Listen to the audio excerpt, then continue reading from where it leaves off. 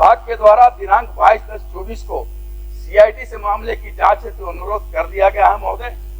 और अंत में यही कहेंगे महोदय कि भ्रष्टाचार निरोधक यानी एसीबी और सीआईडी के द्वारा विभाग के किसी भी अभियंता के कर्मी के विरुद्ध अभियोजन स्वीकृति करने की मांग नहीं की गई महोदय। जो ही मांग होगी महोदय, हम सदन को विश्वास दिलाते हैं आपके माध्यम से 3 महीना के अंदर 4 महीना के अंदर में जो एक समय निर्धारित होगा महोदय, उस पर जो भी अग्रतर कार्रवाई होगा हम लोग करने पर कटिबद्ध है महोदय। धन्यवाद महोदय। अध्यक्ष महोदय, खोदी पहाड़ निकली चुया, ये तो यही हुआ। जो बातें उन्होंने अपने टहलते हुए वॉकिंग मूड में जो चीजें की, उन चीजों को परोस दिया। हम वॉकिंग मूड में नहीं चाहते, हम रनिंग मूड में चाहते हैं।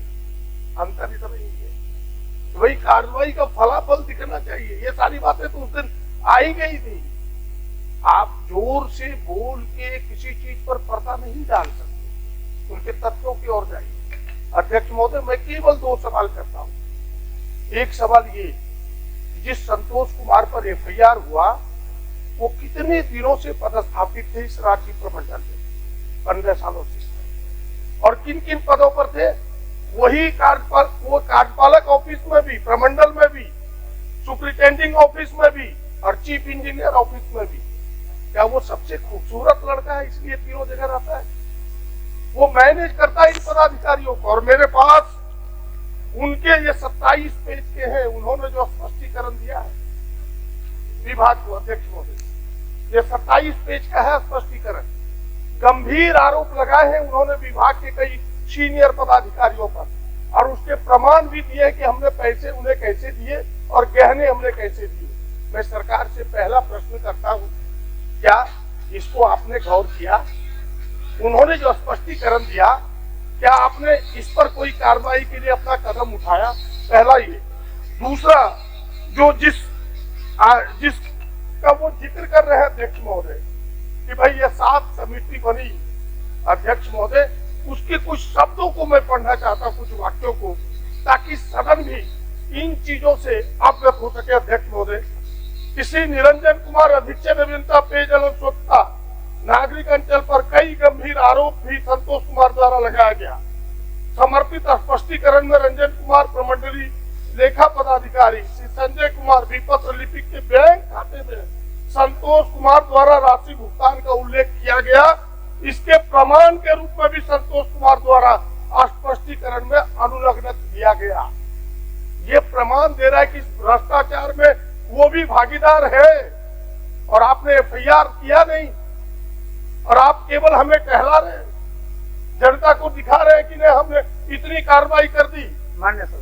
अध्यक्ष महोदय, केवल मैं काफी समय इसमें जी समय है, लेकिन अगर फलाफल ना जाएगा तो हम सब भी उस घेरे में आएंगे। मेरी बात समझ लीजिए। फल क्यों आगे बढ़ रहा है जी, आपसे शुरू में जो चीज में रखते जी, कागज में माननीय मंत्री जी को भिजवा दीजिए। हाँ, मैं भिजवा देता हूँ। और मैं इतना ही आग्रह करूंगा कि आपने एसीबी को जांच दे दिया, हमको उससे एतराज नहीं है। एसीबी को जांच दीजिए, सीआईडी को जांच दीजिए, लेकिन भ्रष्टाचार पर सरकार अंकुश लगाए, वरना एक ना नपा तो फिर दूसरे का भी मनोबल बढ़ेगा। इसलिए यही ब्रेक लगाइए। आप ये कहकर के संतोष मत कीजिए कि नहीं हमने विधानसभा को चुप करा दिया अपने उत्तर से। इसके लिए हम सब नहीं खड़े हैं, हम सब इसके लिए खड़े हैं कि भाई विधानसभा में फलाफल आना चाहिए, जनता में सरकार, क्योंकि सरकार के प्रति जो एक आस्था है कि नहीं भ्रष्टाचार पर अंकुश लगाएगा, वो मैसेज जाना चाहिए और वो कार्रवाई करके दिखाए। अब इससे अधिक तो हम कर नहीं सकते। हम सरकार से हाथ पकड़ के नहीं कह सकते कि आप एफआईआर करो, लेकिन जो तथ्य है वो तथ्य काफी भयानक है, काफी गंभीर है। इसीलिए सरकार पुनर्विचार करते हुए यह जो दोषी पदाधिकारी, अध्यक्ष महोदय, मैं केवल 1-2 बात कहना चाहता हूं, केवल 2 मिनट में। एक प्रमंडल में एक डीडीओ वित्त विभाग देता है, डीडीओ नंबर 1। आप बताइए, 2 संचालित थे वहां, क्या सवाल था इतने दिनों में? आखिर इसको चेक एंड बैलेंस के लिए एजी के भी अधिकारी होते हैं आपके विभाग में, चेक एंड बैलेंस के लिए अकाउंटेंट होते हैं, सारे लोग हैं।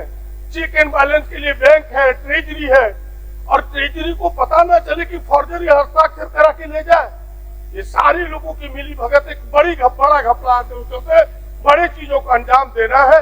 इसीलिए मेरा आग्रह होगा कि अभी भी विभाग सचेत हो और इसे गंभीरता से लेते हुए कठोर कार्रवाई करे, ये मेरा विनम्र आग्रह होगा। पूरी कार्रवाई हम सदन को अवगत कराए, उसके बाद भी कई सवाल माननीय सदस्य के द्वारा पुनः पूरक प्रश्न में पूछा जा रहा है महोदय।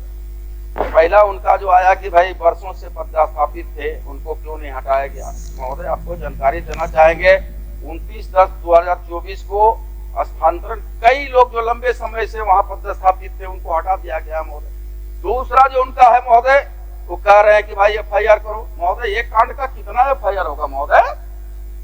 अब हमने ACB उसको टेक ओवर कर लिया, CID टेक ओवर कर लिया, इन्वेस्टिगेशन पुलिस झारखंड पुलिस कर रही है महोदय, वरीय पुलिस अधीक्षक कर रहे हैं महोदय। उसके बाद जो भी तथ्य आएगा उस पर कार्रवाई होगी महोदय। हम तो बार बार कर रहे हैं इस विषय में, जो भी कार्रवाई आएगा अभी हो जाए।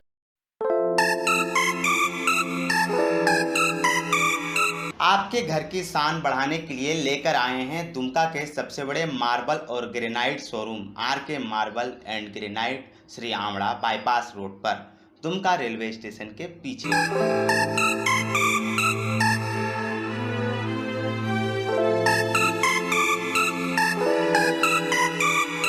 यहाँ आपको मिलेंगे राजस्थान से आयातित बेहतरीन क्वालिटी के मार्बल, ग्रेनाइट और टाइल्स, वो भी सबसे कम कीमतों पर।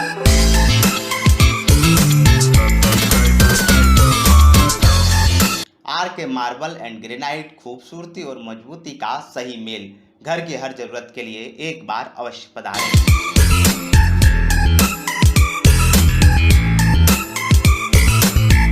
Shri Amra bypass road, Dumka railway station के पीछे।